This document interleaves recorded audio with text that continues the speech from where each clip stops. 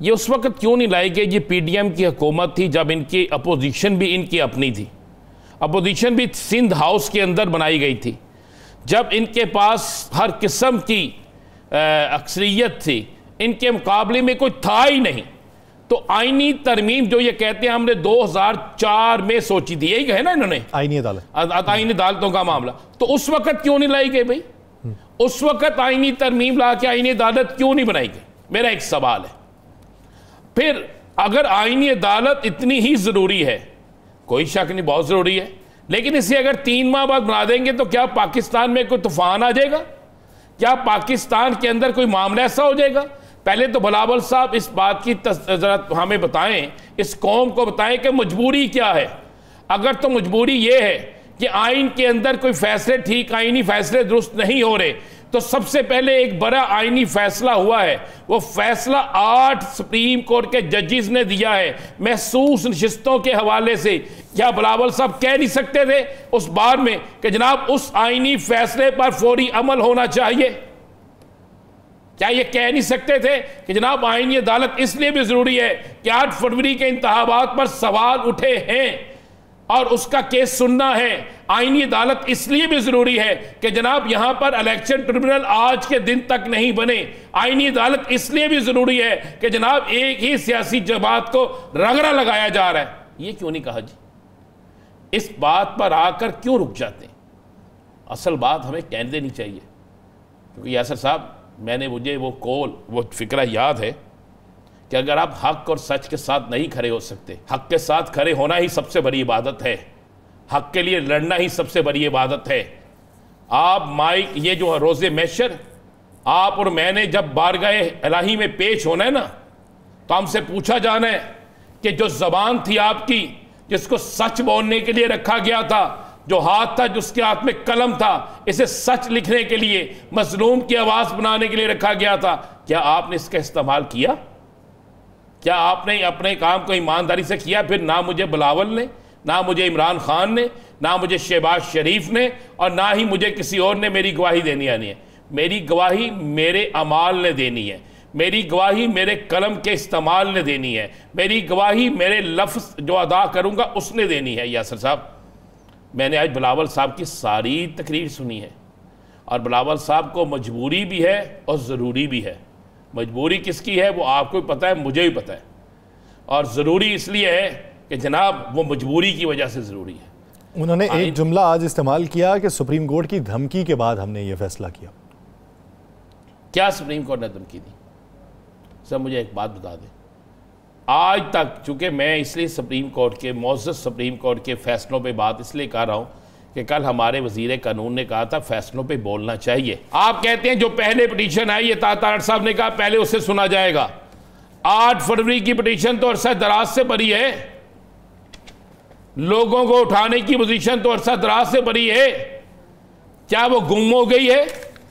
उस पर तो इतराज भी कोई नहीं, डायरी नंबर लगा के आपने दे दिया, फिर क्यों नहीं लग रही वो? जब आप ये हक दे देंगे जाओ, तुम्हारी नहली हो सकती है, लेकिन तुम्हारा वोट जो है वो माना जाएगा। क्या किसी जगह ये है कि तुम गलत तरीन काम करो, बुरा तरीन काम करो, तुम्हें इसकी सजा नहीं मिलेगी, सिर्फ तुम्हें यह कहा जाएगा यार अगे तो काम ना करी? क्या है ये? जब हम इस्लामी नजरियाती नजरिया पाकिस्तान में, हम इस्लामी जमहूरिया पाकिस्तान में रहते हैं, हम इस्लाम की बात करते हैं, हम आइन की बात करते हैं, कुरान और सुन्नत की बात करते हैं, तो फिर फैसले कुरान और सुन्नत के मुताबिक क्यों नहीं हो रहे? फिर फैसले आइन के मुताबिक क्यों नहीं हो रहे? आपका आइन तो उसी दिन खत्म हो गया जिस दिन अदलिया ने फैसला दिया, इलेक्शन कमीशन ने उस फैसले को रोंद के रख दिया। आपका आइन तो उसी दिन खत्म हो गया जब 8 जजेस के अक्सरियत के फैसले को 2 जजेस कह रहे हैं इस पे अमल ना करना, इस पे अमल ना करना, इस हुक्म को ना मानना। आपका आइन तो खत्म हो गया, आपका कानून तो खत्म हो गया, आपकी आइन की बालादस्ती तो खत्म हो गई, आपकी कानून की बालादस्ती तो खत्म हो गई। क्या है आप आज हरबसपुरा में लेडी कांस्टेबल को कांस्टेबल मार देता है, यही वाकया हुआ है ना, कांस्टेबल ही मार देता है, थाने की हदूद थाने के बाहर मार देता है, और आप कहते हैं आप कानून के आपके हाथ में है, और आप ये बात करते हैं। आज आपने एक FIR पढ़ी है यासर साहब? कौन सी सर? हमाद अजहर साहब वाली? नहीं सर, मेरी नजर से वो एक FIR दर्ज की है इन्होंने, कानून का मजाक क्यों ना हो रहे।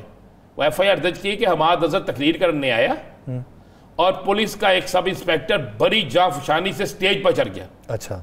और उसने हमाद अजहर को पकड़ लिया। अच्छा। और हमाद अजहर को पकड़ कर नीचे ला रहा था तो आलिया हमजा, यार सदके जाओ, सब इंस्पेक्टर थे जिन्हें बुढ़ी दे कोलो कपड़े परवालते। वाह वाह वाह। आलिया हमजा ने उसकी वर्दी फाड़ दी। अच्छा। शे इम्तियाज उसे छुड़ा के ले गया। अच्छा। तो आपको पता है वहां पे पुलिस कितनी थी, पता है ना आपको? तो सर वो जो रिकॉर्डिंग इतनी हो रही थी वो किसी ने रिकॉर्ड नहीं किया? मैं कह रहा हूं ये वाह चीज थी। अच्छा, जो ये इल्जाम लगाते हैं वो रिकॉर्ड ही नहीं होता। वो बेलचे से दरवाजा तोड़, शीशा तोड़ रहा है, वो रिकॉर्ड आ गया। स्टेज से कैमरे लगे हुए थे। मेरी लीडर पाकिस्तान मरियम औरंगजेब साहबा ने कहा हम आपको लम्हा ब लम्हा स्टेज की, जलसागाह की ताजा फुटेज दिखाएंगे ताकि कोई बहाना ना कर सके। यही लफ्ज थे, यही अल्फाज थे। तो वो CCTV कैमरों से लाए ना यार वो फुटेज जिसमें आलिया हमजा कपड़े फाड़ रही है आपकी। क्यों मजाक उड़ा रहे हैं आइन और कानून का? खुदा का खौफ करें यार। इस पर मजीद बात करते हैं। तैमूर सलीम झगड़ा साहब काफ़ी देर से हमें ज्वाइन कर चुके हैं, तहरीक इंसाफ के रहनुमा हैं। तैमूर सलीम साहब बहुत शुक्रिया आपके वक्त का। तैमूर सलीम साहब, बात हो रही है जलसों के हवाले से, बात हो रही है आईनी अदालत के क़याम के हवाले से, ये पर्चों के हवाले से, लेकिन सबसे पहले बात ये करेंगे कि अगर जिस तरीके से हुकूमत ये कह रही है कि तमाम जमातों को एक पेज पे आके ये आईनी अदालत के क़याम या आईनी तरामीम के लिए गौर करना होगा, ज़रूरी भी है, मजबूरी भी है, लेकिन ज़रूरत यह है कि सभी मिल के कर लें। क्या कोई आप अपना ड्राफ्ट जो है वो तश्कील देंगे या फिर सिरे से ही इसकी मुखालिफत करेंगे? यार आज हुकूमत को सीरियसली कैसे लेते हैं, मुझे ये समझ में नहीं आती। उन्होंने कौन सी बात कही है जो उनकी कॉल और फेल में कोई तजाद नहीं है?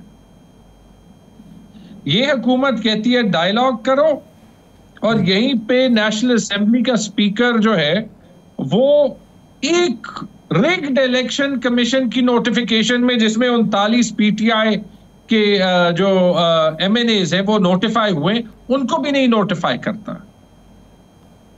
तो हुकूमत क्या चाहता है PTI से या PTI वालों से क्या चाहता है? देखिए जरा सिंपल और क्लियर बात करते हैं। हुकूमत ने अपनी चोरी छुपानी है जो 8 फरवरी की 17 सीटों की बुनियाद पे वो हुकूमत में आज भी बैठे हुए हैं। और ये जो सारी हम आईनी तरमीम की बात कर रहे हैं ये उस बदनीयती पे मबनी है कि उन्होंने सरकारी मुलाजमीन को एक्सटेंशन देने के लिए, ताकि अपनी चोरी छुपाएं, पूरे आईन को जो है वो तरमीम करना है। इसमें क्या बात करनी है? जो ये बड़ा एक इंपॉर्टेंट टॉपिक है कॉन्स्टिट्यूशनल कोर्ट का, ये ना आपको ना मुझे आज डिस्कस करना चाहिए जब तक ये बदनीयती के कंडीशंस ना, बात खत्म।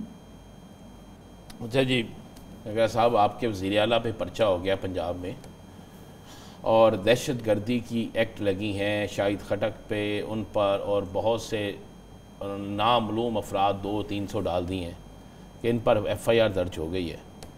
और ये भी एक मिसाल नहीं बनती जा रही है कि एक सूबे का वज़ीर आला जो है अगर वो जलसे में जाए तो रास्ते में रुकावटें हों। पहले ये कहते रुकावटें नहीं हैं, तो इस FIR के अंदराज के बाद बड़ा सख्त रिएक्शन देखने में आया आपके अरकान असम्बली का। तो क्या ये चीज़ें ख़त्म नहीं हो सकती? क्या कोई मुश्तरका तौर पे सब बैठ के ये फ़ैसला नहीं कर सकते कि जमहूरी अमल है और जमहूरी अमल के अंदर ये चीज़ें नहीं होनी चाहिए?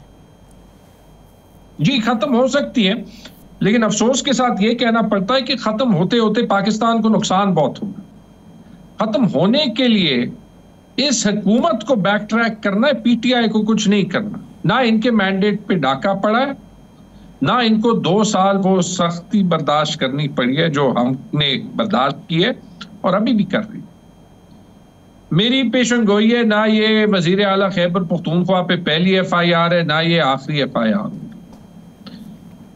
चले ये अच्छा है कि अली अमीन पे, शाहिद खटक पे और जिस पे और जितने भी नामालूम पे ये FIR हुई, और जो किस्सा फॉर एग्जांपल आपने अभी हमाद अजहर वाली FIR का सुनाया कि पता चल गया है कि हमारे जो हमारी जो पुलिस है, चले कह देते हैं, वो दहशतगर्दी को क्यों नहीं खत्म कर सकती? क्योंकि मुझे लगता है कि दहशतगर्द तो सिर्फ वो है जो आज इमरान खान को सपोर्ट करता है।